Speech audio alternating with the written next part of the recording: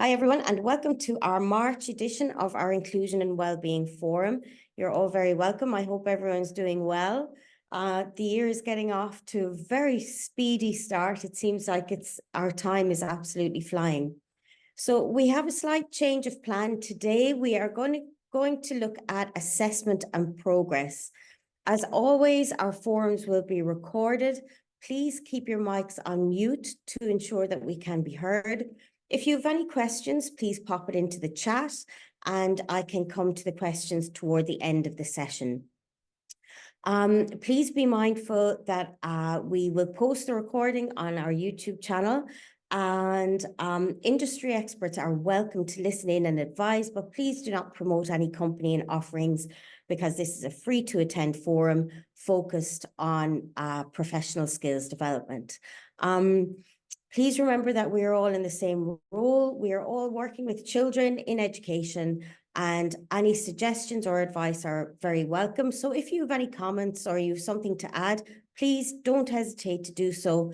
You can add it in the chat, or you could raise your hand and we welcome any inputs. So today we're going to look at assessment and progress. How do we define progress? Progress is the rate at which pupils learn in lessons and over longer periods of time. And anybody who is operating within the UAE setting, we know that progress comes under the inspection framework and under the performance standard for achievement. So we all have to be quite mindful of progress, but not only because of inspection, but because this is how we gauge our contribution to our students' learning. Whilst every student begins at a different starting point, making progress in their learning is a key aim for everyone. And as an inspector, when we come to classes to observe lessons, it can sometimes be quite tricky to gauge progress, especially if we're in the middle of a series of lessons. So demonstrating progress is a really vital part of any class, particularly during an observation. Progress is usually measured by comparing the pupil's attainment at the end of a year or stage with their attainment where they started and establishing how much improvement has been made. Now, how do we define summative assessment? Summative assessments sum up learning at the end of a set period of time, such as a term. It could be at the end of a section of learning, at the end of a period, at the end of a semester. So it is the sum of everything they have done. So summative assessments are one-off testing designed to find out what a child knows at the end of that period of learning. Formative assessment, and this is pretty much what the word itself suggests. Formative assessment tells us how a learner is forming their knowledge. Don't be afraid to go off plan if your students demonstrate the need for further support or accelerated learning. Even if the AFL reveals the need to revisit foundational skills, do that. And we see this in lessons all the time, particularly in subjects like math, physics, chemistry, where students really need foundational skills in order to complete the skills in certain lessons.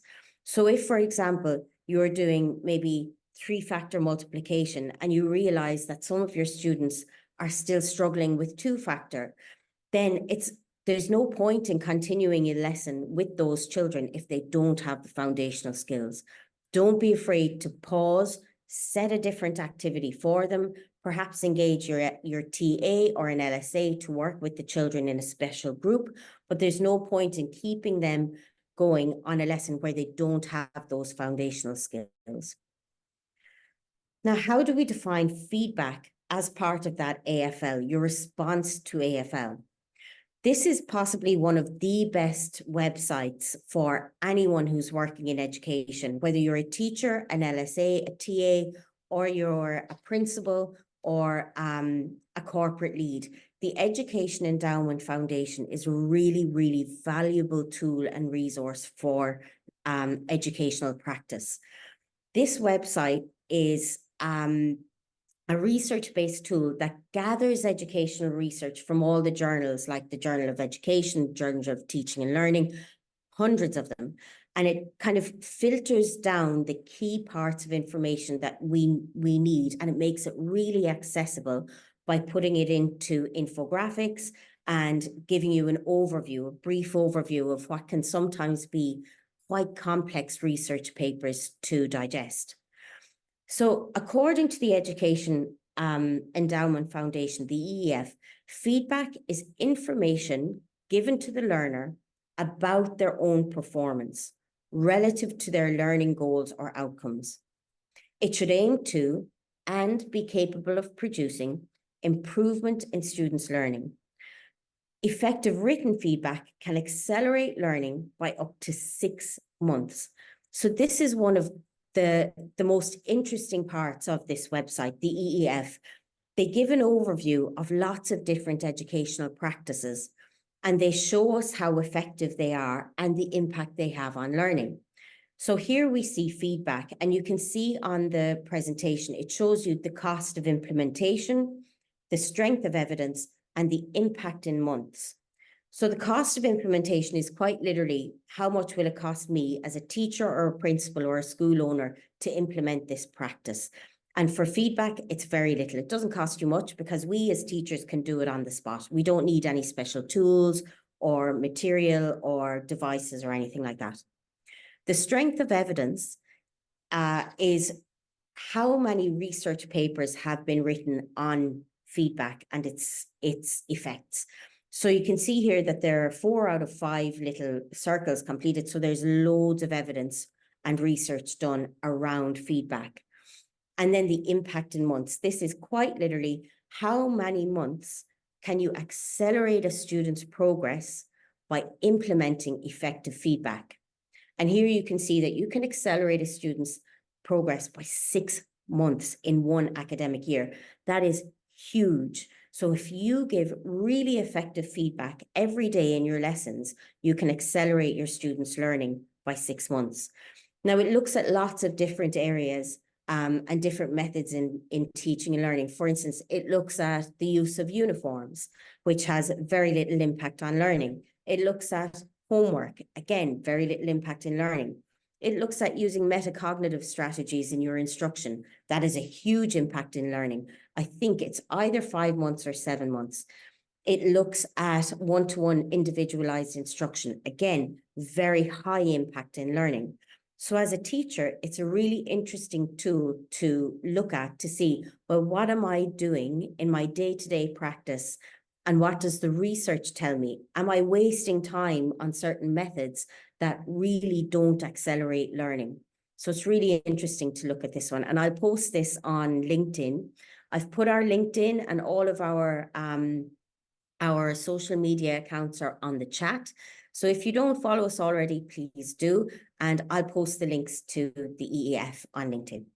So we're pretty much at the end of our Inclusion and Wellbeing Forum for this month. Short 30-minute session. I hope it was valuable. And I'm going to check in the chat. If anyone has any questions, please shout out or put in the chat, let me know. And we can answer any questions if you have. And we've got over 60 people today, so surely somebody has a question. Or maybe not. Okay, perhaps not. But thank you very much. Oh, thank you, Verna. Thank you. So next month, our forum will be looking at, I think we're going to look at independent learning based on feedback I've been getting from requests. We've had a lot of people requesting independent learning. Oh, thanks, Maha. It's good to see you. If anyone has any questions or you would like to learn more, please don't hesitate to contact us. We have posted all of our contact information in the chat, and please do follow us on LinkedIn and Instagram for daily updates on teaching and learning and inclusive practices. Have a lovely March, everyone. Sorry, Kate. I'm just going to jump in as well. I'm going to use Hi, this. Harmeet. Hi, how are you? Thank you. That was really useful as always. We have the LSA forum next week. I'll be sending out the newsletters and the adverts. So next week, we will be talking about strategies to support mental health. well-being of learners. We'll have our lovely psychologist joining us. So please do let your Oh, we've LSAs got know. Tivaria next month, Yeah, next yeah, time, I don't do we? have her.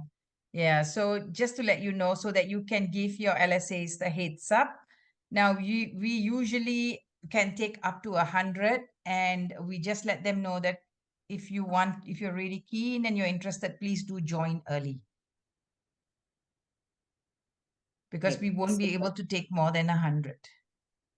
yeah. All right, everyone. Thank you very much. We look All forward to right. seeing you at the LSA forum. Have a lovely evening and take care.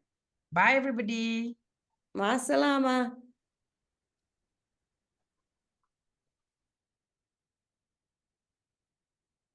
Bye.